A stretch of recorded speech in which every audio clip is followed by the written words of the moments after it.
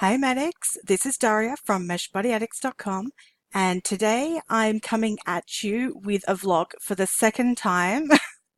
The first time around, it decided to stop recording my voice halfway through, so fingers crossed this one actually records. Now, I'm going to be talking to you today about Vista, in particularly Vista's Diana mesh head, and the system that Vista uses to control the mesh head, because I've had quite a few questions about how to use the HUD, that sort of thing. So I'm going to go through that with you guys briefly, as well as talk to you a little bit about some of the other products that Vista has coming out. Now, for those of you that follow my blog, you know that I have been so excited since Bento came out to finally start seeing some fully integrated AOs and animations. That is, animations that are using the bento bones in the face for the mesh head, as well as in the fingers and the body as a whole. Now, Vista is going to be releasing an AO that animates the body from head to toe, and I'm really excited about that because prior to Bento, we had what we called framed mesh heads, or mesh heads that animated by way of frames. What is a frame? Well, it's basically like a still shot when you're making an animation.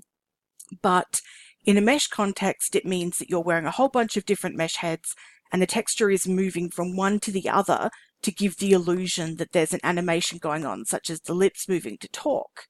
Now with bento bones, there is the rotation feature, meaning that designers can create animations using bento bones rather than having to put all of this extra strain onto the SL system and onto your viewer to let you see those animations. So as you can see now, I'm currently using the Vista Animations Bento phone.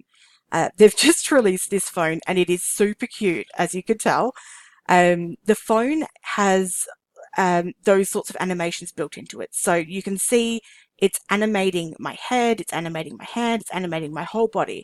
It's actually taking over from where my AO was and controlling my avatar to give the impression that I'm taking selfies of myself. Now, it has quite a few different features. It has selfies, it has talking, it has texting, all that kind of stuff. And I'll leave that phone on throughout this video so that you can see some of the different things that it does. For other things that I'm wearing, because I know you guys will ask, so the robe that I'm wearing is from Rain. The top that I'm wearing is from Rain 2 from their set at the arcade. The mesh head I'm wearing is Diana by Vista Animations. I'm wearing Maitreya body, and I'm wearing some shorts by Rain that were from a previous gacha set called Cozy. The hair I'm wearing, unfortunately, I don't think is available anymore. It's actually from Little Bones, and it was created to go with an outfit that Blueberry made. But I haven't been able to find the hair anywhere, so I don't think it's actually available anymore, which sucks because it looks really, really good with this robe. So let's get on to talking a little bit about the Diana mesh head and Vista in general. If we zoom in, you can see here as I bobble around, so I might just put me in a pose stand for the moment. This is the Diana mesh head. Now, it's very similar to their first head, Lia, in the sense that the HUD is the same. It has the same great makeups available with it, the same great skin creators that are taking part in it, and it's a really high quality mesh head. It's bento, so you can change the shape, and the shape I'm wearing is actually one I made myself because I felt the chin was a little bit too strong, and I managed to soften that by filling out the lower cheeks and moving the jawline a bit and increasing the eye size to give a little bit more of that cute look that I love. So let's take a quick look at the HUD.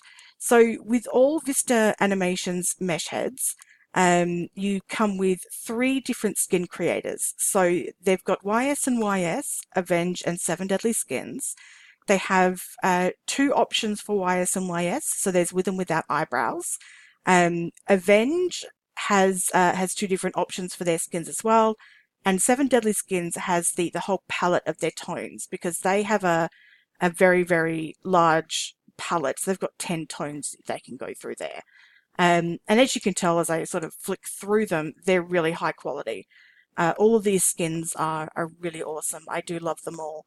I'm wearing YS and YS standard at the moment.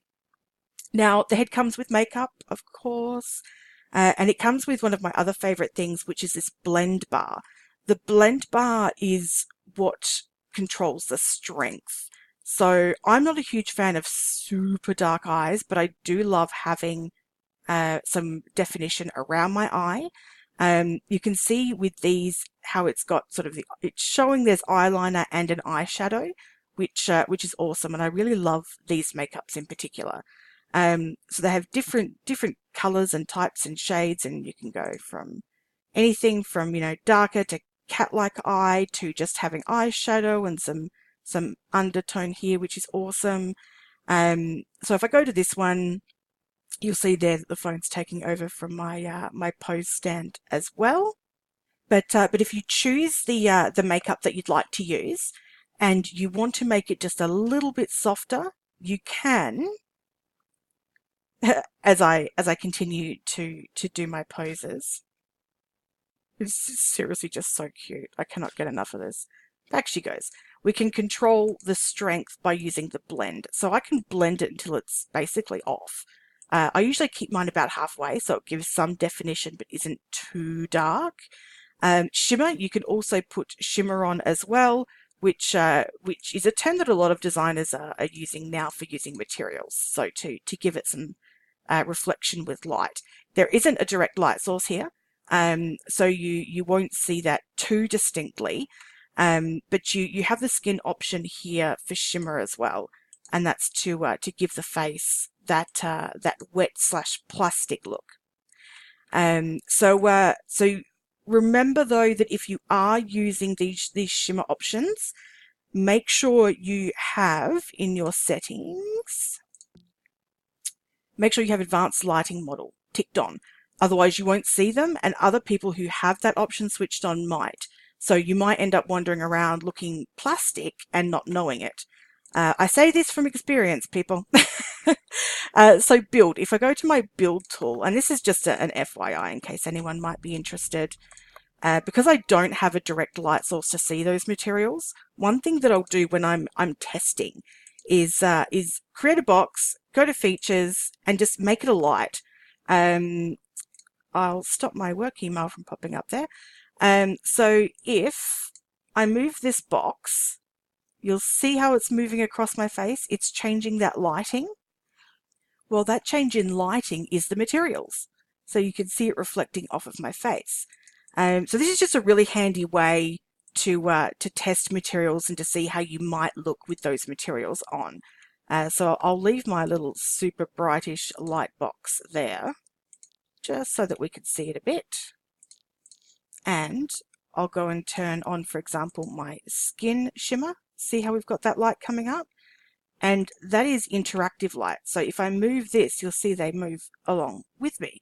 So if you've ever been curious about what materials mean, or shimmer, or all that sort of stuff, that's a really simplistic way to look at it. There are different types of maps, normal maps and shininess maps. But for a user perspective, that's really what you need to know. Okay, so I'll turn my plastic look off because I'm all good with that. And we'll go back to makeup. So makeup again, so lipstick, we have lipstick options. Again, we have the shimmer. Now with lips, this is where I do tend to use shimmer, because if I'm going for, and I especially love the lip gloss look, if I'm taking off lipstick and just going to go with the basis, I turn that shimmer up and it gives the lips just this shine that is really, really cool. So that's fun as well with dark colors. If I put the blend on, you'll see the light colors. Seriously, girl, you are selfie obsessed. So this is the menu for the Vista V phone. You can change the animations that it's going to do. You can change the random time. So I'm just going to put my random and put my random time up a bit. because she's going a bit cray-cray.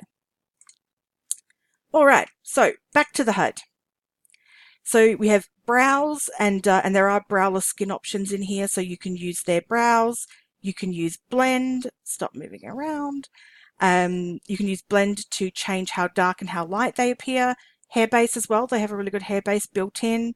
This slash, circle with a slash, that's to turn it off. Teeth and tongue coloring, as well as alphaing. So you can alpha out your ears, your teeth, your scalp. You've got some eye colors. Neck size. So this is to do with the width of your neck and your body fat size. So if you're finding that the fit isn't perfect, I mean, I've always found mine is, but I don't use body fat. You can press this to make that neck go a bit wider to keep that in. Now, bumpiness and shininess, again, that's all to do with the face and intensity and just how wet and shiny you want to get. So if I skip over now to the AO, so at this point I will take my phone off because otherwise she's going to chat the whole way through it. So moods. This is one of the things that I really love. We have moods that come with the head, and they're very subtle expressions. You can see here that it's just playing by itself. It's just going through a loop of different facial expressions and such, because my mood is neutral. The same as you could keep your mood doubtful. You just wander around being suspicious of people. Why not? Or you can, sad, whatever it might be. They're just slightly more subtle animations that play on a loop so that you can basically have them on while you're wandering around Second Life, displaying what your mood might be. Well, she is so sad right now. She's like just ate a lemon sad. Be angry. Yeah, now she's just angry. She looks disappointed. Does that face not look like, I'm not mad at you, I'm just seriously disappointed? Wow, I'm going to have to turn that off because I feel like she's judging. So that's the moods. Expressions are a little bit different. So when it comes to expressions, these are the more wild, out there type animations for the face, as you can see. You can click them here. You can choose a sequence of them by clicking a number of them, having them green, and then you can save that sequence by clicking on the disc.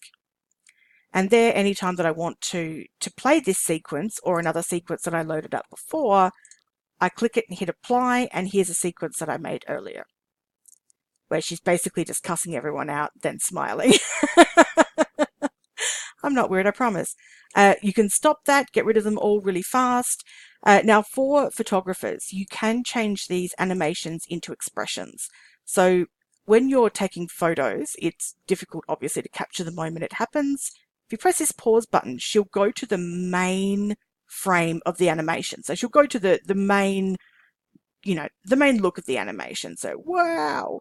And she'll freeze there. So that way you can take photos. In a similar sense, down here, you can control eyes. So you can simply grab and just click. And I can control her eyes down here, which is really, really funky. They never used to have this in HUDs, and now most of them do, which is so fantastic. You can link your eyes, or you can unlink them. If you unlink your eyes, it means you can move them separately. So if you want to be a total weirdo,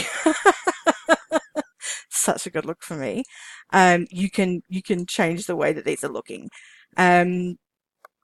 Here, if I jump back up here before I go back down, talk. So this is for talking animations that will play when you're typing.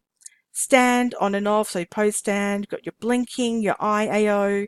Now the eye AO is basically just controlling the movement of the eyes along with all of the animations. So generally you'll leave that on unless you're using this bit down here. Now the last part is another favorite of mine, and that's the ability to save. This is a setup somewhat similar to GAEG, where it takes a snapshot of the makeup you're wearing right now. So right now I'm actually wearing a tattoo layer blush, I'm wearing some lipstick, I've got some eyeshadow going on. If I click here, it will actually save the settings of what I'm wearing right now. And that way, if I change it, I can come back later and just click on it to apply.